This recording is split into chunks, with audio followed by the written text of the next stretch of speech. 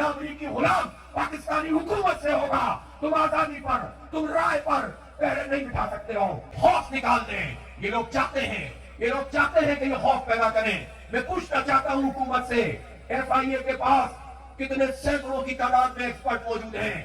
Social media کے حوالے سے وہ لوگوں کو نشاندہی کرتے ہیں اور پھر غلط طریقے سے پکڑا بھی جاتا ہے، دبایا جاتا ہے، خوفزدہ کیا جاتا ہے. میں کسی غلط آدمی کی وکالت نہیں کرتا جو سوشل میڈیا سے ملک کے خلاف، دین کے خلاف، آئین کے خلاف کام کرتا ہے. ہم اس کے کبھی وکیل نہیں بن سکتے، لیکن اگر کوئی اپنی آواز بلند کرتا ہے، اگر کسی ظلم کے خلاف کوئی بولتا ہے، اگر کوئی اظہار رائے، وہ اظہار رائے ہے جو ہماری آئینی حدود پہ رہتے ہوئے ہے، تو کس نے تمہیں حق دیا ہے کہ تم ان کی آوازیں بند کرو؟ اور ایف آئی اے سے کام نہیں چلا تو کل کیا تھا؟ کل پوری دنیا میں internationally world freedom of speech day تھا، اظہار رائے کی آزادی کا دن تھا. اور کل ہی ہماری اس تالے آزما حکومت نے اس نے یہ کام کیا کہ ایف آئی اے سے کام نہیں چلے گا، ایک اور ایجنسی بنا دی ہے اور وہ چاہتے ہیں کہ یہ آواز آپ کی خاموش کر دیں. نہیں ہو سکے گا. حکومت سے کہتا ہوں کہ سن لو، تم جو سوشل میڈیا کے بارے میں سمجھتے ہو کہ ٹویٹر یا ایکس بند کر کے تم آواز بند کر دو گے، یہ نہیں چلے گا. یہ تو امریکہ میں بھی نہیں چل رہا. امریکہ میں دیکھ لو، کولمبیا ہو، ورجینیا ہو، نیو یارک ہو، واشنگٹن ہو، سارے امریکہ میں اس وقت اور یورپ میں نوجوان نکل آئے ہیں اور احتجاج کر رہے ہیں. پولیس لائی جا رہی ہے، فوج لائی جا رہی ہے. سب کا ایک نعرہ ہے کہ فلسطین میں جنگ بندی کروائی جائے. اسرائیل کے خلاف لوگ کھڑے ہوئے ہیں، غزہ کے حق میں کھڑے ہوئے ہیں، اور امریکی ریاست، امریکی حکومت ناکام ہو گئی ہے. نہیں ہو رہا ان سے میڈیا کنٹرول، اور نہیں ہوگا تم سے میڈیا کنٹرول. نہ امریکہ سے ہوگا، نہ امریکی غلام پاکستانی حکومت سے ہوگا. تم آزادی پر، تم رائے پر پہرے نہیں بٹھا سکتے ہو. اس لیے یہ کام مت کرو، آگ سے مت کھیلو. ہاں، حدود کا تعین کرو اور اس کے مطابق اتفاق رائے پیدا کرو. اس لیے اس طرح کے ادارے کبھی بھی تمہارے مقاصد پورے نہیں ہونے دیں گے. اس چیلنج کو بھی ہمیں لے کر چلنا ہے. اور ہم یہ دیکھتے ہیں کہ کتنی بڑی مافیا ہے. میں نے آپ کو بتایا کہ گندم $1 ارب جب ہم یو اے ای کے پاس جا رہے تھے، سعودی عرب کے پاس جا رہے تھے، چائنا کے پاس جا رہے تھے، $1 ارب دے دو، $2 ارب دے دو. آئی ایم ایف کہہ رہا تھا ہماری شرائط پوری کرو تو ہم تمہیں $1.5 بلین کی قسط جاری کریں گے. اس کے لیے بھیک مانگ رہے تھے، ساری باتیں ان کے لیے مانگ رہے تھے.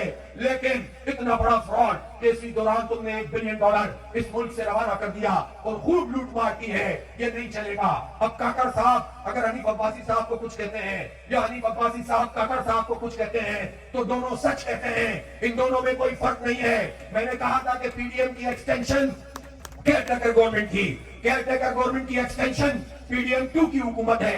یہ سب ایک ہی ہے. یہ آپ کو بیوقوف بنانے کے لیے ایک دوسرے پر الزام لگائیں گے اور انکوائری کہیں اور چلی جائے گی. انکوائری کرو اور انکوائری کرتے ہوئے اگر کوئی سینیٹر بن گیا ہے کیئر ٹیکر، اس کو معطل کرو. کوئی وزیر داخلہ بن گیا ہے، اس کو معطل کرو.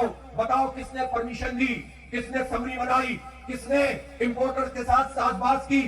سب کو بے نقاب ہونا چاہیے، سب کو بے نقاب ہونا چاہیے تاکہ پتہ چل جائے کہ قوم کے مجرم کون لوگ ہیں. یہ نہیں کریں گے، لیکن ہم عوامی دباؤ کے ذریعے سے یہ مطالبہ اتنا طاقتور بنائیں گے کہ انہیں مجبور کریں گے انشاءاللہ تعالی. اور پھر یہ ہوا کہ جب بحران پیدا ہوا ابھی تو وہاں شہباز شریف صاحب سعودیہ میں تھے، وہاں سے بیان جاری کیا کہ فوری طور پر حکومت خریداری کرنا شروع کرے گندم کی، اور ریٹ کو چھوڑیے کہ جو ریٹ طے کیے تھے اس پہ بھی چچا نے کہا خریداری کرو. بھتیجی نے فیصلہ کر دیا کہ اس دفعہ پنجاب حکومت خریداری نہیں کرے گی. 76 سال میں پہلی مرتبہ یہ کام تم کرنے جا رہے ہو. نہیں آپ بات کرتے ہو، وہی اسٹیبلشمنٹ تمہارا ہاتھ پکڑ لے تو اسٹیبلشمنٹ زندہ باد ہو جاتی ہے، وہی تمہیں ہروا دے تو اسٹیبلشمنٹ مردہ باد ہو جاتی ہے. یہ نہیں چلے گا، یہ نہیں چلے گا. بات یہ ہے کہ اسٹیبلشمنٹ کو بھی اب یہ سمجھنا چاہیے کہ جو کچھ آپ نے کر لیا ہے وہ بہت ہو گیا. اور میں اپریشیٹ کرتا ہوں جنرل صاحب کی بات کو. انہوں نے کہا کہ ہمیں اپنی آئینی حدود پتہ ہے. اگر آپ کو اپنی آئینی حدود معلوم ہے تو ہم آپ سے یہ اپیل کرتے ہیں، ریکویسٹ کرتے ہیں، مطالبہ کرتے ہیں کہ جو حدود آپ کو معلوم ہے بس آپ اس کے مطابق کام کیجئے اور جس کا جو کام ہے اسے کرنے دیجئے. اچھی بات ہے کہ آپ نے ٹھیک بات کہی ہے اور سیاستدانوں کو بھی آئین کے مطابق کام کرنا چاہیے. اسٹیبلشمنٹ سے بات کرنا، ملاقات کرنا، دفاع کے مسئلے پہ بات کرنا، ملک کی سالمیت کے لیے بات کرنا، بیرونی جاہلیت کے مقابلے کے لیے اس سے انٹریکشن کرنا، ہمارا آئین اس بات کی اجازت دیتا ہے. لیکن سیٹیں مانگنے کے لیے بھکاری بن کر ان کے در پہ جانا آئین انہی کے گملوں میں جا کر پلتے ہو, وہی تمہاری پنیری لگتی ہے, وہی سے سب کچھ حاصل کرتے ہو. تمہاری مرضی کی چیز ہو جاتی ہے تو تم کہتے ہو کہ ٹھیک ہے, تمہاری مرضی کی چیز نہیں ہوتی تو تم کہتے ہو اسٹیبلشمنٹ مرد آباد, یہ نعرے اب نہیں چلیں گے. سب کو اپنی اپنی آئینی پوزیشن پہ جانا ہوگا. عدلیہ کیا کر رہی ہے؟ عدلیہ تقسیم کیوں ہو رہی ہے؟ اس لیے کہ سب نے اپنے اپنے لیے راستے طے کر لیے ہیں. انصاف نہیں مل رہا لوگوں کو. جسٹس فائز عیسیٰ صاحب, اس اسلام آباد میں آپ کا سپریم کورٹ موجود ہے. میں نے بہت یہاں دھکے کھاتے ہوئے لوگوں کو دیکھا ہے سپریم کورٹ میں. یہاں تو بیچارے کتنے پہنچ پاتے ہیں. ہائی کورٹ کے حالات دیکھ لیجئے, سیشن کورٹ دیکھ لیجئے, لوور کورٹ دیکھ لیجئے. یہ حسن بھائی یہاں موجود ہیں. ہم نے دھکے کھائے ہیں. انصاف نہیں ملتا آپ کی عدالتوں سے. یہ عدالتیں جب انصاف نہیں دیتی تو پھر کیا کریں گے لوگ؟ کون ذمہ دار ہوگا؟ آپ حق اور انصاف کی بنیاد پر فیصلے کیجئے.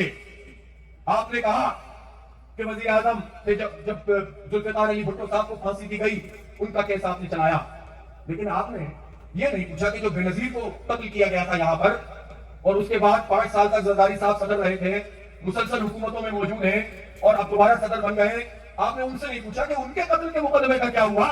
یہ سوال آپ نہیں کرتے تو پھر لوگ کہتے ہیں نا کہ یہ سارے کے سارے ملے ہوئے ہیں, تو لوگ کہتے ہیں تو پھر کیا غلط کہتے ہیں. آپ نے وہ مسئلہ تو نہیں اٹھایا.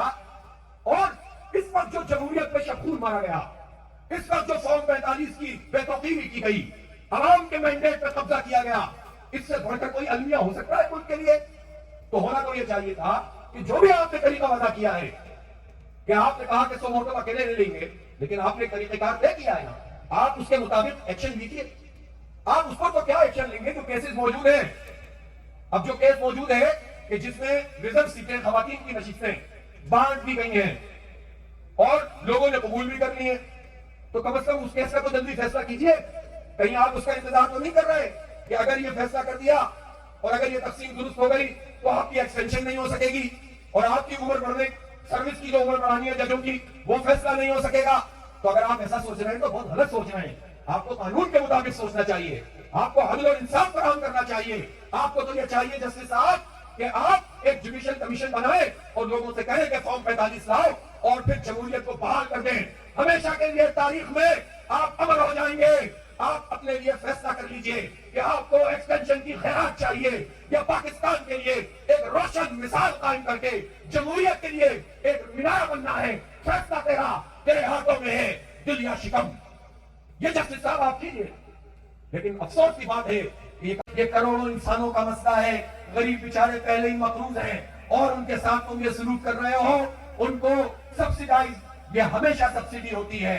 یہ فوڈ سیکیورٹی کا مسئلہ ہے. یہ نیشنل فوڈ سیکیورٹی پالیسی کے مطابق ہے کہ آپ ریٹ زیادہ لگائیں گے تاکہ کسان کا بھلا ہو, آئندہ وہ اچھی فصل کرے, اور ان پیسوں کو سبسیڈائز کر کے بجٹ میں اس کو شامل کیا جاتا ہے تاکہ آٹا سستا رہے, تاکہ شہری لوگ بھی ٹھیک رہیں, دیہی لوگ بھی ٹھیک رہیں. تم دھوکہ مت دو لوگوں کو, فراڈ مت کرو, تم ان کا حق دو اور کسانوں کو پراپر طریقے سے ان کی قیمت بھی اور ان کو باردانہ بھی فراہم کیا جائے. اور اس کے لیے جماعت اسلامی نے کیمپنگ شروع کر دی ہے اور 6 تاریخ کو ہم فیصلہ کریں گے کہ ہم کس طرح سے پھر ان حکمرانوں کو گھٹنے ٹیکنے پر مجبور کرتے ہیں.